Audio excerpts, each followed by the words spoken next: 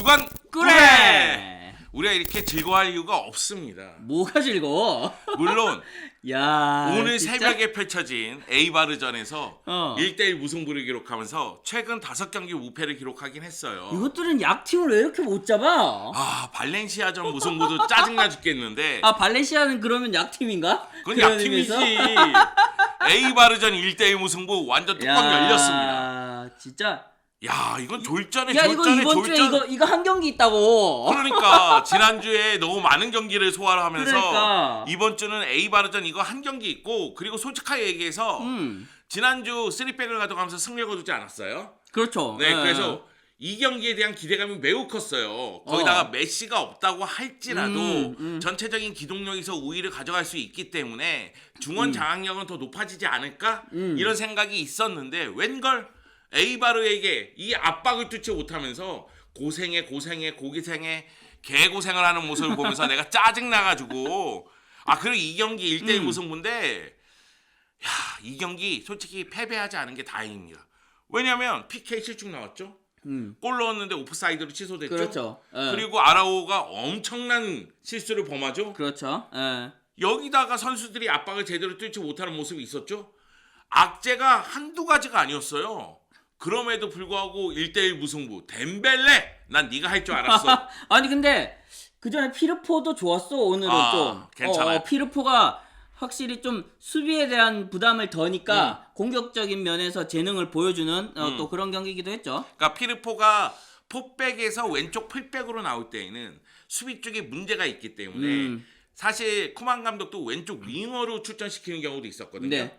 그런데 3백에서 왼쪽 윙백으로 나올 때는 자신의 공격력을 발휘할 수 있기 때문에요. 공격 쪽에서 확실히 눈에 띄는 장면이 많았습니다. 이 브레이스웨이트에 골이 들어갔는데 오프사이드로 취소되는 장면도 피르포가 그렇죠. 결국은 돌파한 다음에 날카로운 또 컷백이었고 크로스. 예. 그 다음에 덴벨레의 골 장면도 결국 이제 피르포의 이 크로스에 의한 골이었고요. 그런 측면에서 봤을 때는 피르포는 3백에서는 좋은 자원이 될 수 있겠구나 이런 생각이 들었고, 그와 반대로 반대편에 있는 데스트 확실히 경기마다 기복이 있어. 아직 좀 어린 있죠. 선수야. 그렇죠. 경험을 네. 더 쌓아야 되죠. 예. 이 경기에서 전반전에 상대 압박을 뚫지 못하면서 실수를 범하는 장면이라든가 상대 박스까지 근처한 다음에 제대로 경기를 풀지 못하는 모습이라든가 좀 답답한 모습이 있었습니다. 아마 저랑 같은 생각이었던 것 같아요. 그래서 쿠만이 바로 전반전 끝나고 이 데스트를 빼고 덴벨레를 투입하면서 그렇죠. 풀백으로 바꾸죠. 네. 그러면서 이제 피르포가 왼쪽 풀백, 민게사가 오른쪽 풀백. 그러면서 포백으로 바꾸고 이제 덴벨레가 오른쪽 측면을 파고들기 시작하면서 공격이 또 풀리기 시작하는 그런 모습이 나왔습니다. 물론 이 경기는 에이바르가 워낙에 전진 압박이 뛰어난 팀이기 때문에 바르셀로나 입장에서는 프랭키 도용하고 피아니치의 활약이 가장 중요한 경기였어요. 근데 피아니치도 기대만큼 하지 못했기 때문에 프랭키 도용의 파트너 문제가 정말 이게 쉽지 않네요.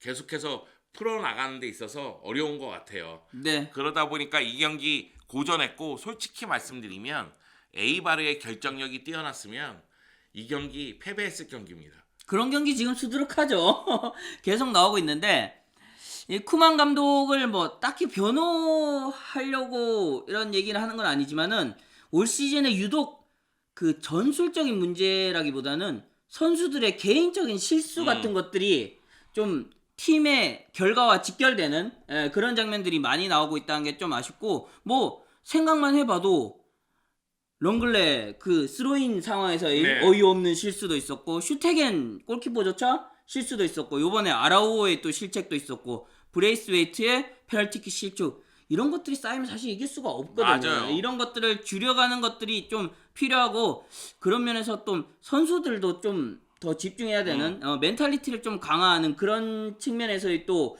훈련이라든지 그런 교육 같은 것들도 좀 필요하지 않나 그런 생각이 들어요. 아라우오에 대한 평가가 정말 높았잖아요. 저도 네. 기대를 하고 있는 센터백인데 네. 페널티킥을 얻어내는 데 있어서 관여를 하는 부분까지 너무 좋았거든.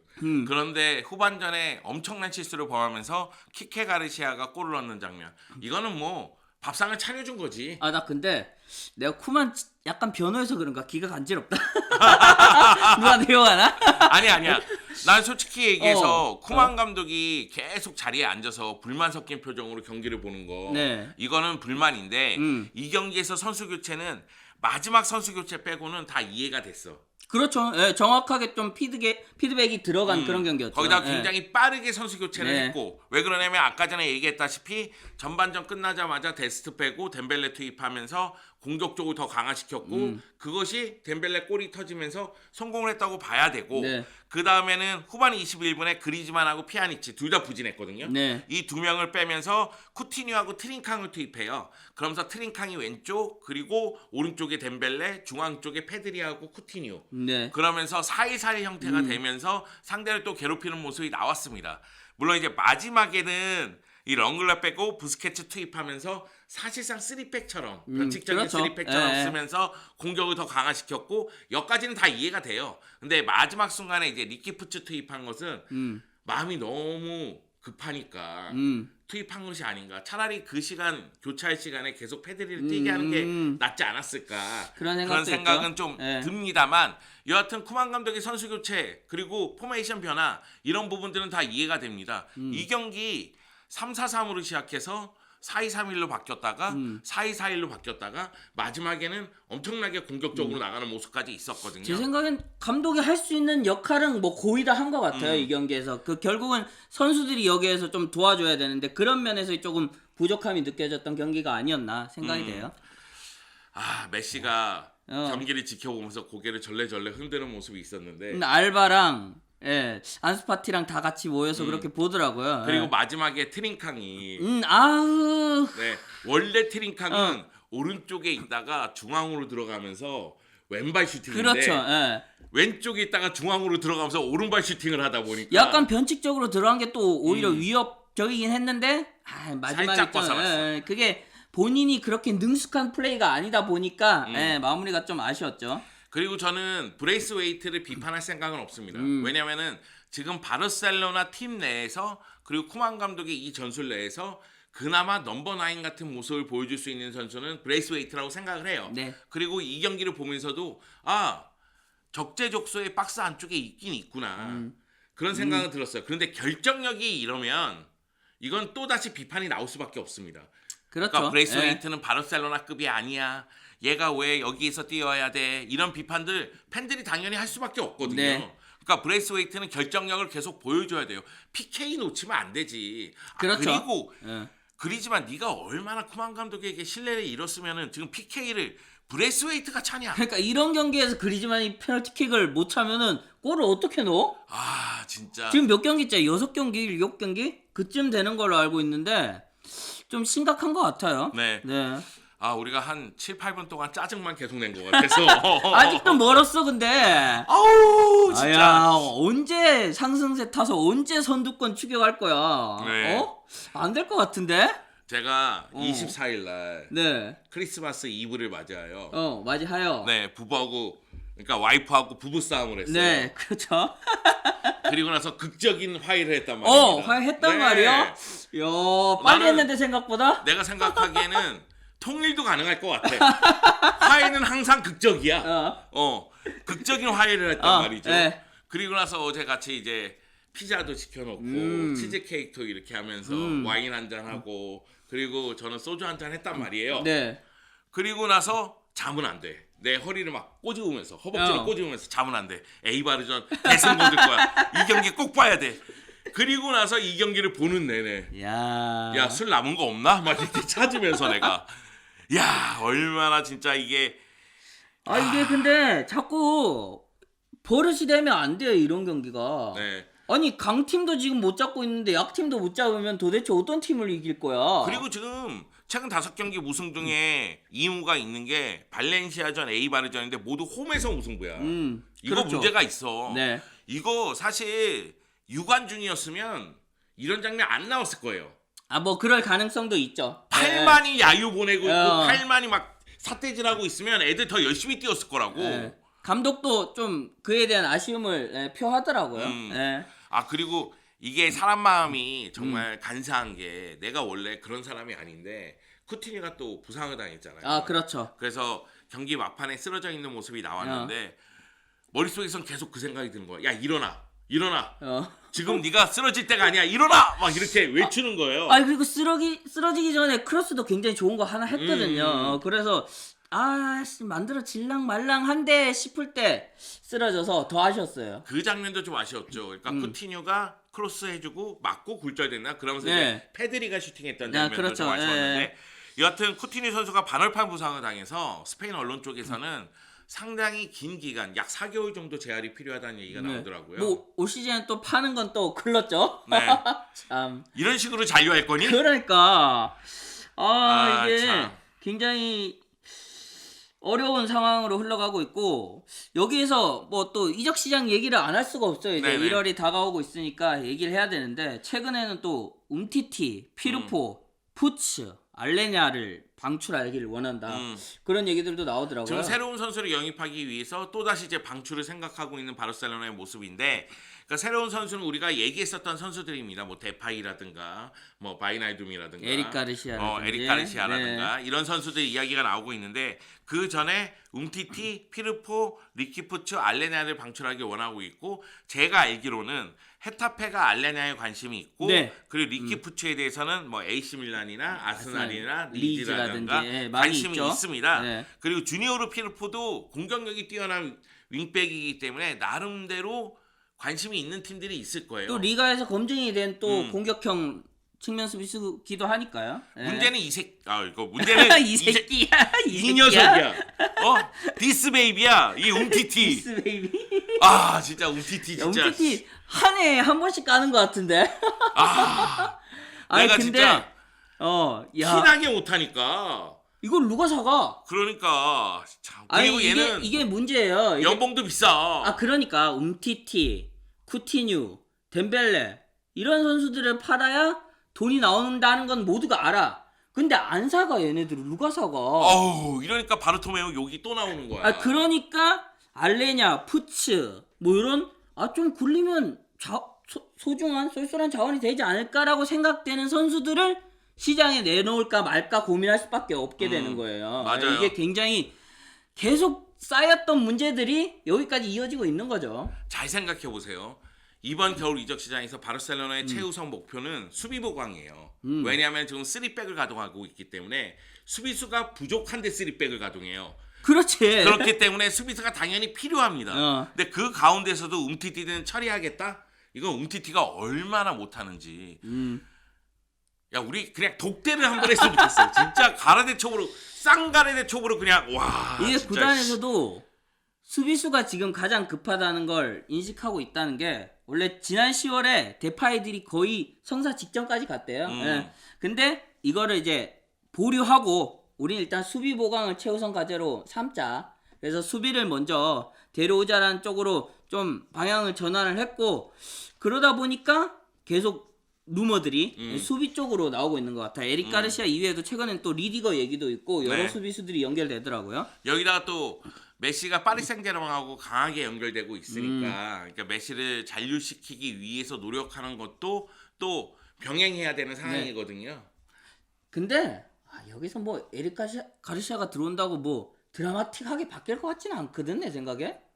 그런가? 이게 뭐 에릭 가르시아가 무슨 피케급이야? 피케 라모스급도 아닌데 물론 지금보단 나을 수가 있어요. 특히 공격 국면에서 공격으로 전환하는 과정에서는 지금보다 훨씬 퀄리티 있는 그런 모습이 나올 수는 있지만은 수비적인 측면에서 봤을 때 그렇게 안정감을 보여줄 수 있을까? 새로 막 들어온 선수가 리더십을 보여줄 수 있을까? 맨체스터 시티에서 했던 것들을 봤을 때는 그런 것들을 보여준다라고 보긴 어려운데 이런 이게 왜 약간 그래요? 고민들, 의구심들이 지금 드는 바르셀로나 거죠. 팬들도 아니 아라오가 있고 민게사가 있는데 에릭 가르시아를 데려오는 것보다는 조금 더 경험이 있는 선수를 그렇죠. 데려와야 되는 건 아닌가? 이런 얘기를 하는 팬들도 분명히 있습니다. 근데 저는 에릭 가르시아가 영입이 된다면 플러스 요소라는 건 역시 이제 바르셀로나 축구에 대한 이해도가 높고 바르셀로나 그렇죠. 출신이니까 여기다가 지금 피케 없으니까 수비 쪽에서 앞으로 전진하는 게 쉽지가 않잖아요. 그렇죠. 그게 제일 큰 문제죠. 네, 근데 에릭 가르시아는 나름대로 그걸 해줄 수 빌드업에도 있다. 도움을 줄 수 있는 선수니까 그런 측면에서는 생각을 해볼 만하다 이렇게 말씀드릴 수가 있겠습니다. 네. 자 이제 우에스카 원정 경기 빌바오 원정 경기가 있는데 원정길 떠나네요 이제 또. 진짜 이게 쉽지가 않아요. 지금 우에스카 빌바오 원정이 네. 쉽지가 않습니다. 특히 이런 경기 펼치면 우리가 에이바르전 이런 경기 펼치면 이 경기들도 승리한다는 보장이 없어요. 굉장히 큰 문제인 게 근년에 라리가 팀들 보면은 중위권 하위권 밑으로는 수비적으로 굉장히 탄탄한 팀들이 많고 야 이건 너무 수비만 하는 거 아니냐라는 생각이 들 정도로 극단적인 수비를 펼친 팀들이 많거든요. 이게 전부 다 바르셀로나 레알 마드리드 때문이거든. 근데 올 시즌에 보면 이런 수비를 무너뜨리지 못해. 이게 가장 큰 문제고 그런 면에서 극단적인 실리적인 축구를 하는 우에스카전도 굉장히 또 고전할 수도 있겠다. 그런 네. 생각이 드네요. 지켜보죠 뭐. 다음 쉽지가 주는 않다. 좀 웃으면서 했으면 좋겠는데 그게 가능할지 좀 지켜보도록 하겠습니다. 네. 자 그럼 Q&A로 넘어가죠. 네. Q&A는 딱 두 선수로 축약돼요. 네. 트링캉이랑 부스케츠. 진짜. 트링캉 이거 어떻게 해야 되냐는 얘기가 굉장히 많은데. 그러니까 트링캉이 사실 기대감이 굉장히 높았잖아요. 예. 거기다가 포르투갈 대표팀이라든가 아니면 포르투갈 무대에서 보여준 모습은 그렇죠. 이런 모습이 아니에요. 물론 이제 트링캉이 자신이 좋아하는 오른쪽 측면에서도 타이밍이 조금씩 어긋나는 모습이 있고 네. 그리고 이번 에이바르전 왼쪽 측면에서 마지막 슈팅은 위력적이었지만 볼 터치가 안 돼. 나 이거 보면서 너무 놀랐어. 얘 뭐야? 트링캉이 확실히 좀 바르셀로나에 오고 나서 적응이라든지 이제 팀 적응이라든지 리그 적응이라든지 이런 면에서 좀 고전하고 있다는 게 그런 면에서 들어간 것 같고 이게 베스트라고 보이진 않거든요. 네. 이게 이 선수의 이제 지금 실력이라고 보진 않고 좀 더 보여줄 수 있는 것들이 많으니까 쿠만 감독도 그걸 알고 계속 꾸준하게 기용하고 있다라고 보거든요. 네. 근데 이거를 계속 이렇게 보여주지 못하고 막히게 된다면은 자연스럽게 밀려날 수밖에 없어요. 예. 그래서 트링캉 스스로도 지금 분발해야 됩니다. 그리고 부스케츠는 노코멘트.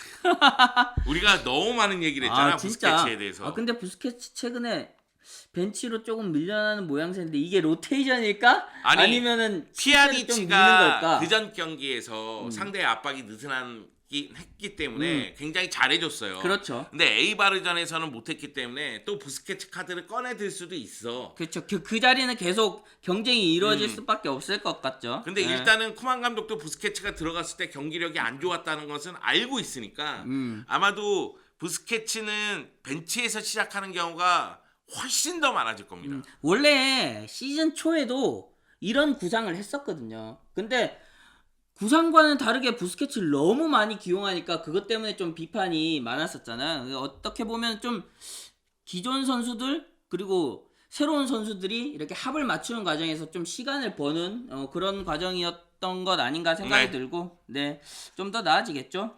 그리고 쿠만 감독이 이건 인정해줘야 된다. 페드리를 기용한 것. 맞아요. 페드리 포텐 뭐 이미 터지고 있다라고 봐도 무방하죠. 그러니까 스페인 언론 쪽에서 설문조사를 했는데 페드리가 스페인 국가대표팀에 가야 되느냐 말아야 되느냐. 근데 50% 이상이 가야 된다. 요즘 봐서는 가도 될 것 같아. 그렇습니다. 모두가 페드리의 능력을 인정하고 있는 상태인데 페드리 같은 경우에는 쿠만 감독이 믿고 선발 출전시켰을 때 그에 부응하는 활약을 했기 때문에 계속해서 선발 출전을 하는 거예요. 그리고 아직 어린 나이이기 때문에 또 성장 속도도 계속 빠르게 진행이 되고 있는 상태고요. 그러다 보니까 이니에스타처럼 커졌으면 좋겠다. 이렇게 기대하시는 분들이 굉장히 많은 상태인데 이에 비해서 리키 푸츠 같은 경우에는 처음부터 엇박자였죠. 왜 그러냐면은 쿠만 감독이 리키 푸츠를 공격형 미드필더라고 봤고 그렇기 때문에 이 선수의 자리가 없다고 생각한 것도 전 이해가 돼요. 왜? 바르셀로나가 2선 공격은 많아. 너무 많지. 많아. 살려야 될 선수도 너무 많고. 그러다 보니까 리키 푸츠에게는 기회가 안 갈 거라고 생각을 했던 거죠. 그러니까 4-2-3-1에서 3의 위치에 리키 푸츠를 기용해야 되는데 리키 푸츠하고 경쟁하는 선수들이 너무 많으니까. 그런데 리키 푸츠가 남았단 말이에요. 그 가운데서 지금은 3백을 바탕으로 해서 3-5-2 또는 페드리의 위치에 따라서 페드리가 위로 올라가면은 3-4-3 형태가 되니까 그러면은 리키 푸츠도 페드리처럼 이용할 수는 있겠다 이런 계산은 쓰기는 그럼에도 경쟁할 선수들이 너무 많아요. 일단은 지금 상황에서 페드리하고 리키 푸츠가 있으면 누굴 쓰겠습니까? 페드리지. 당연히 페드리잖아요. 그러니까 물론 리키 푸츠에게 기회가 가야 된다는 건 저도 인정해요. 저는 리키 푸츠가 정말 재간둥이라고 생각하거든요. 네. 근데 이제 상황상 리키 푸츠가 안 좋다. 이건 모두가 인정을 해야 되지 않나. 물론 4-3-3 형태가 되면서 리키 푸츠를 메잘라로 좀 써보는 건 어떤가 이런 생각은 드는데 지금 쿠만 감독은 수비가 너무 불안하기 때문에 3백을 쓴다. 이 생각을 갖고 있는 것 같기 때문에 네. 4-3-3에서 메잘라로 리키 푸츠를 쓰는 경우는 나타나지 않을 가능성이 있어서 그러다 보니까 1월 이적 시장에서 임대를 보내든 어떻게 해서든 리키 푸츠가 나갈 수 있는 방향을 뭐 추진하겠다 이런 얘기가 나오는 것 같습니다. 임대를 보냈다가 경험 쌓고 돌아왔으면 좋겠어요. 그게 베스트죠. 네, 지금 상황에서는. 보내는 거는 아닌 것 같고 그리고 쿠만 감독과 또 얼마나 오래 할진 또 알 수 없으니까요. 푸츠가 만약에 또 임대를 쌓아서 경험을 잘 받고 경험치를 쭉쭉 얻은 다음에 돌아오면은 또 굉장히 중요한 네. 그런 자원이 될 수도 있으니까 임대 가는 게 제일 좋은 것 같아요. 지금. 네. 지금 상황에선 그렇습니다. 물론 이제 리키 푸츠가 한 10분씩만 계속 뛸 수 있는 상황이 됐으면 좋겠어요. 그러니까 그렇다면은 전반전부터 골을 많이 넣어서 한 3-0 만들고 뭐 이런 경우를 하면 리키 푸츠가 10분씩 뛰는 상황이 될 수도 있을 텐데 지금 그런 상황이 아니라 굉장히 어려운 상황이잖아요. 그렇죠. 또 마무리도 또 참 암울하게 끝난다. 이번 주 힘들다 정말. 네. 한 분이 그런 얘기했어요. 어. 그 사비가 감독이 오는 경우 사비가 이제 경험을 더 쌓고 왔으면 좋겠다는 식으로 이야기를 하면서 푸요를 코치로 써서 수비 전술을 다듬는 건 어떠냐. 근데 저는 100% 찬성을 합니다. 이게 수비 전술을 코치로서 푸요리 잘 다듬을 수 있을 것이다 이런 확신이 있어서가 아니라 푸요리 팀 내에 있으면 지금처럼 그냥 이런 경기는 나오지 않을 거예요. 그렇죠. 네.